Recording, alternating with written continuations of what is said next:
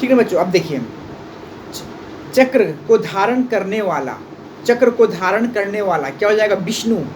चक्रधर क्या होता है? चक्रधर, चक्र को धारण करने वाला। घन के समान श्याम है, घन के समान है ना, क्या हो जाएगा? घन श्याम।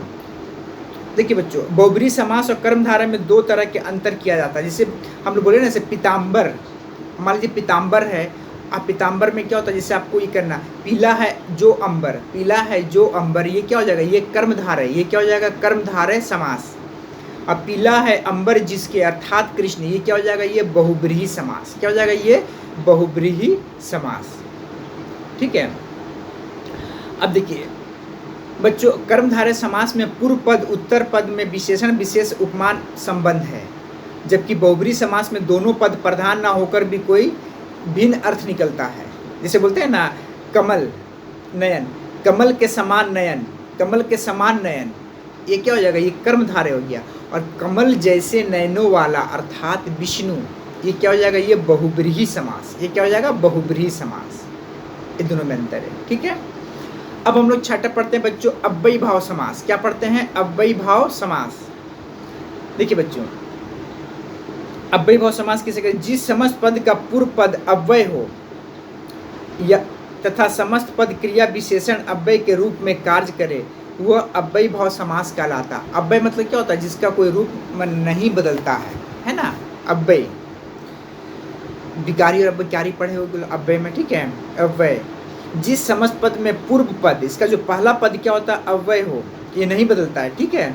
तथा समस्त पद क्रिया विशेषण अव्यय के रूप में कार्य करे, उसे अव्ययी भाव समास कहते हैं। जैसे जीवन भर, तो क्या हो जाएगा? आजीवन, आजीवन। समस्त पद क्या हो जाएगा? आजीवन, आ, ये बदलता है ना, जीवन भर।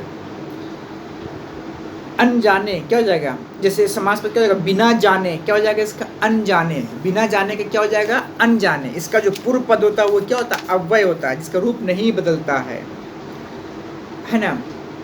अब देखिए, हाथ ही हाथ में, हाथ ही हाथ में क्या हो जाएगा? हाथों हाथ। यथाशक्ति, यथाशक्ति क्या हो जाएगा? शक्ति के अनुसार। यथाशक्ति क्या हो जाएगा? शक्ति के अनुसार। हर वर्ष क्या हो जाएगा? प्रति वर्ष। हर वर्ष का क्या हो जाएगा? प्रति वर्ष।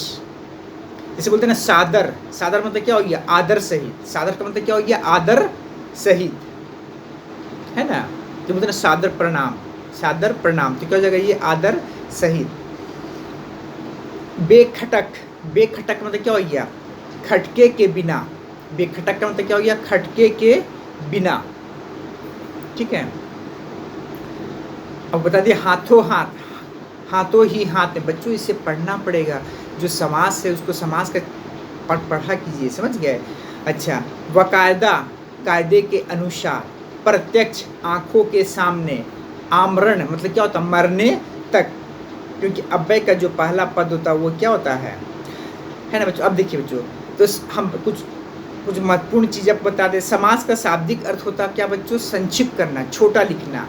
दो या दो से अधिक शब्दों के मिलने की प्रक्रिया क्या कहता है? समास कहता है। एक छोटा रूप बनता है। समास से बना संक्षिप्त शब्द समस्त पद कहलाता है। समास से बना संक्षिप्त पद क्या कहलाता है? समस्त पद कहलाता है। समस्त पद को तोड़कर लिखा जाना वो क्या कहलाता है? समास विग्रह कहलाता है ना। समस्त पद को तोड़कर लिखना क्या कहलाता है? समास विग्रह कहलाता है। समास के कितने भेद होते हैं? समास के बच्चों 6 भेद होते हैं। तत्पुरुष समास, है ना, द्वंद्व समास, द्विगु समास, कर्मधारय समास, बहुब्रीहि समास, अव्ययी भाव समास। ठीक है बच्चों, इस तरह से हम इसको पढ़ते हैं बच्चों। अब देखिए बच्चों, इस जो पाठ है आप इसको ध्यान से पढ़ा कीजिए। समास को पढ़िएगा, उसका जो समस्त पद है, उसका समास विग्रह है, उसको अलग मन पढ़िएगा, तब आपको कुछ उससे नॉलेज मिलेगा बच्चों, उससे ज्ञान प्राप्त होगी। क्योंकि आप उस चीज़ को पढ़ोगे तो आपको एक नया शब्द, है ना, तो आपको ध्यान में आएगा कि हाँ ये चीज़ है। ठीक है। बहुत सारे से नीलकंठ, नीला है जिसका कंठ, यथाशक्ति, शक्ति के अनुसार। इसको बच्चों बुक को आपको प्रतिदिन पढ़ना है ना। चाहे वो हिंदी साहित्य हो, चाहे वो हिंदी ग्रामर हो, हिंदी लिटरेचर या हिंदी लैंग्वेज, आपको प्रतिदिन किताब पढ़नी चाहिए। ठीक है। अब पढ़ेंगे तो क्या होता है? इससे आपको क्या होता है? आपको जो बोलने का जो आपका जो हेजिटेशन है, जो है ना, हिचकिचाहट है, वो क्या हो जाएगा? दूर हो जाएगा। ठीक है।